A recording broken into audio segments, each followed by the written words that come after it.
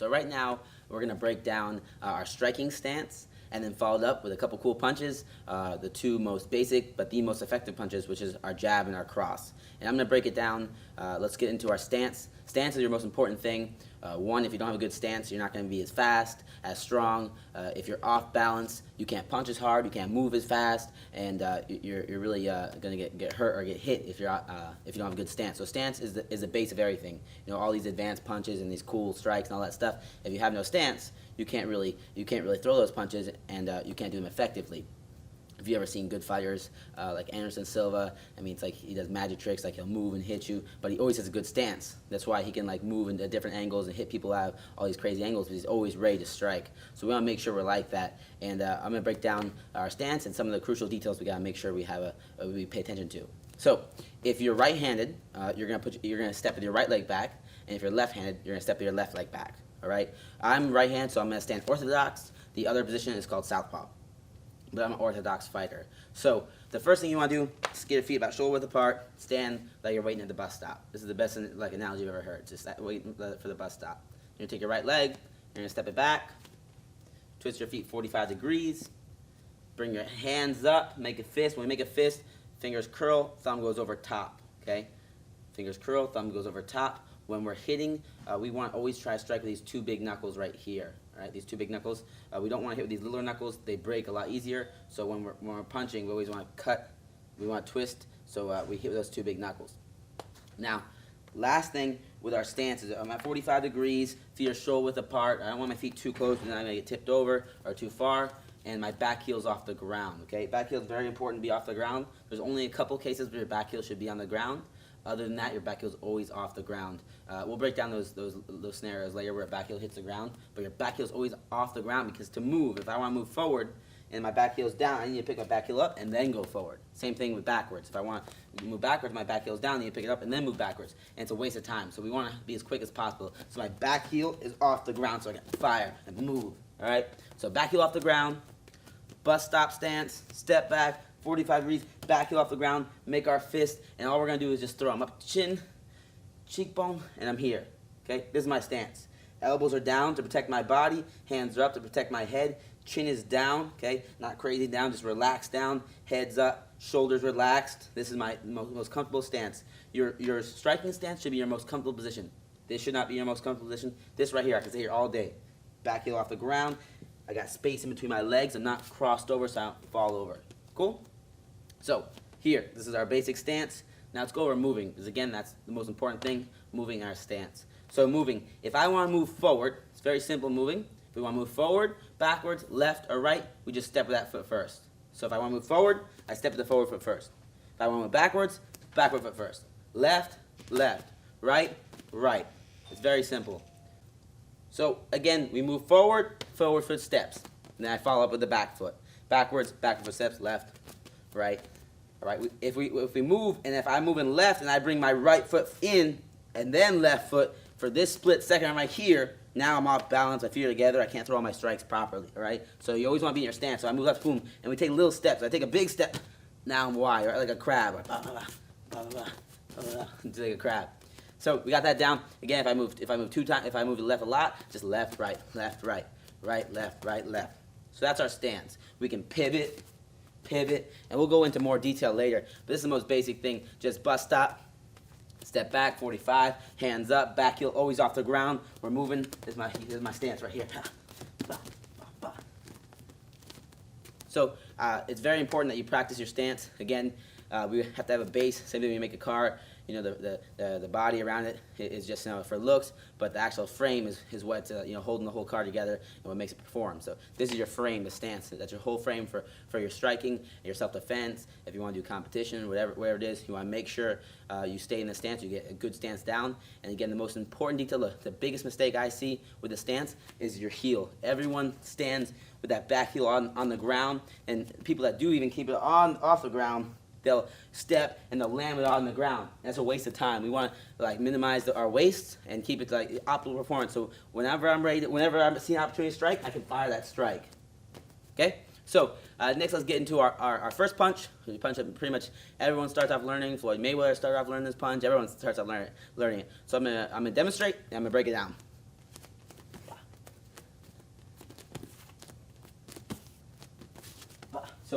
it's our jab.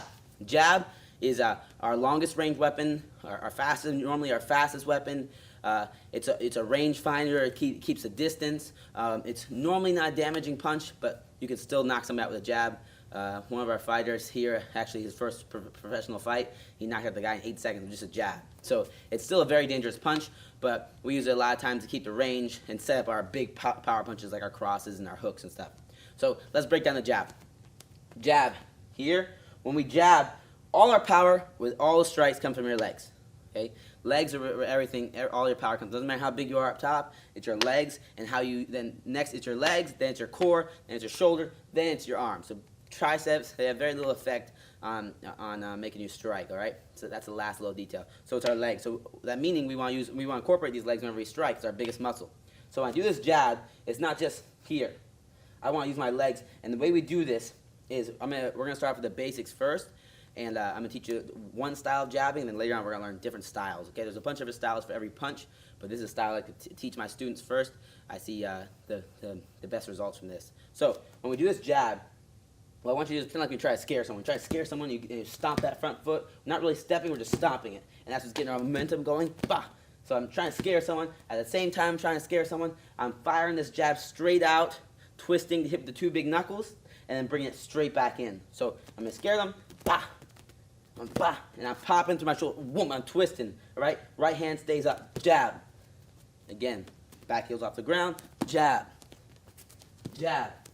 And it goes straight out, straight back. It's very important. Hey, what's going on? If you're enjoying the video so far, do me a huge favor and click on the like button below.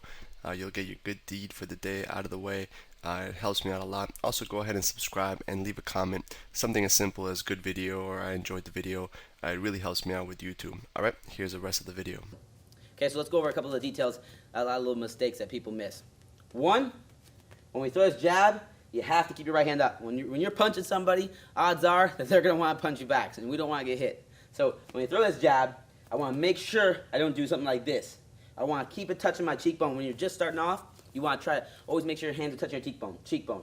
Because as long as you can feel them there, you're good. You know that they're there. But if you're always here, sometimes they're going to slowly work their way down, and we're building bad habits. And when you're first starting off, it's very important to keep those good habits going, so we never learn bad ones, and we only know our good ones.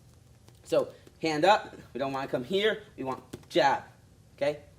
The other important detail is when we throw this jab, again, we're firing off at our feet. The other important one is when we throw it, we sometimes get out there really good, hit our target, boom, and we bring it back like so. We want to get it out there as fast as possible and get it in even faster because we don't want to get hit. You know, more importantly than knocking somebody out is not getting knocked out. Because if I get knocked out, then I'm in a world of trouble, especially if, self-defense, get knocked out, I don't know what's going to happen. So my hands are up.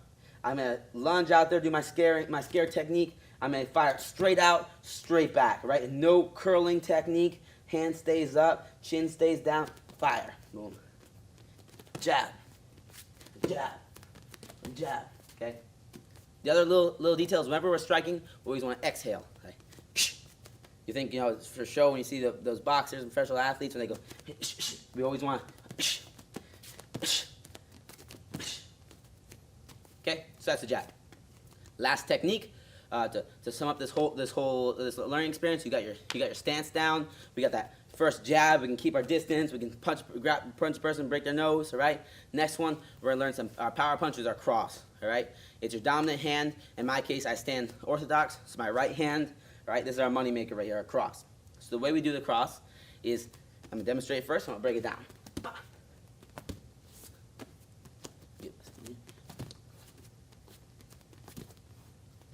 All right, with the cross, we want to utilize, just like in all our strikes, we want to utilize our legs.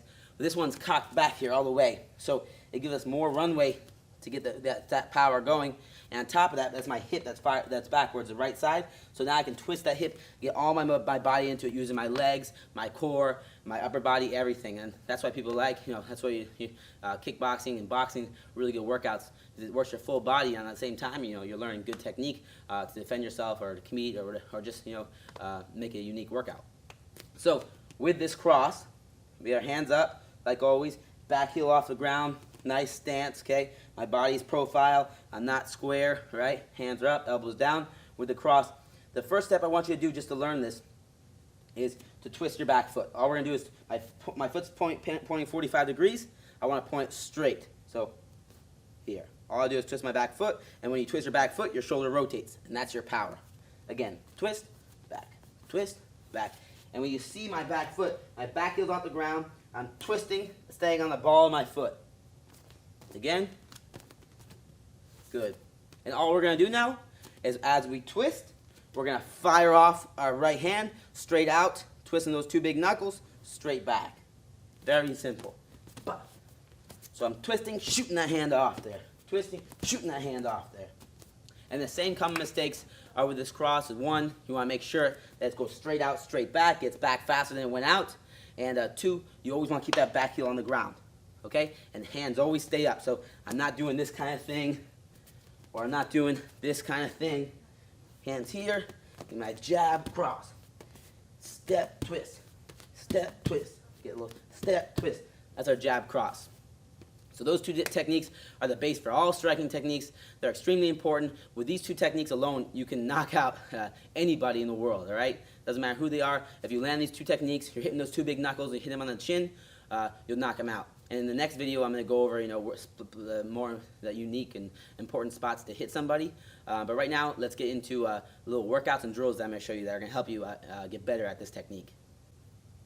Now, a good drill for these techniques, for your stance and your jab cross, to build up that myelin, so this is instinctual and so you don't have to think about it, and you just show up and you got your jab cross and your stance, and it's automatically perfect. So that's where just like how we're trying to build the myelin for you to eat properly and stay in shape. This is one of the things that we're trying to build myelin in is our striking. All right, so. A good basic workout that I like, and the first drill I want you to do is just 5 minutes. I want you to put 5 minutes on the clock. This is your minimum workout. Minimum drilling for this technique is 5 minutes on the clock, and all you're going to do is practice on your stance. You're going to move, and then every 10 seconds you're going to throw a jab and a cross. Okay, it can be slow, it can be fast. I want you to focus on perfect technique and building proper myelin. Practice does not make perfect. You can practice 1,000 hours a day, and you're not going to have a good jab and not going to have a good cross. Doesn't necessarily mean you have a good jab and a good cross. What makes perfect is perfect practice makes perfect. All right? Because if I'm always practicing like this, a jab cross, it doesn't matter how long I practice that for, I'm always going to have that jab cross. So if I'm practicing here, jab cross, that's going to lead to perfection. All right? So if you can only go this speed right now, that's better than doing this right now. You understand? So I want perfect practice, and every single time, as you get better at throwing, slower, we pick up the pace. Bah, bah. But we're focusing on perfect. I'm focusing on my stance. Elbows in, hands up, chin down. I'm stepping with every punch. I'm twisting. All right? My hands are coming straight back to my face as quick as they came out. So that's what we got to do. So 5 minutes on the clock. Every 10 seconds, you're going to throw a jab cross. So it's going to look like this. You're in the stance. Now, key detail when we practice the stance, my heel never touches the ground. I never cross my feet. If I move forward, I step forward foot first, backwards, backward foot first, left, right. All right? So hands are up. It's going to look something like this. I'm in my stance. I'm moving, jab, cross. Moving, never cross my feet, jab, cross. Moving, jab, cross. Moving, jab, cross. Jab, cross. And if you're to get a little more comfortable with it, you can stay in one spot, jab, cross, I go backwards. Jab, cross, I go left. Jab, cross, I go right. So it's very simple. You don't have to make it that intricate, but just 5 minutes on the clock. You're doing jab, cross. You're going to move, jab, cross. Move, jab, cross. Move, jab, cross. Just for every 10 seconds of the 5 minutes, you're going to give me a jab, cross.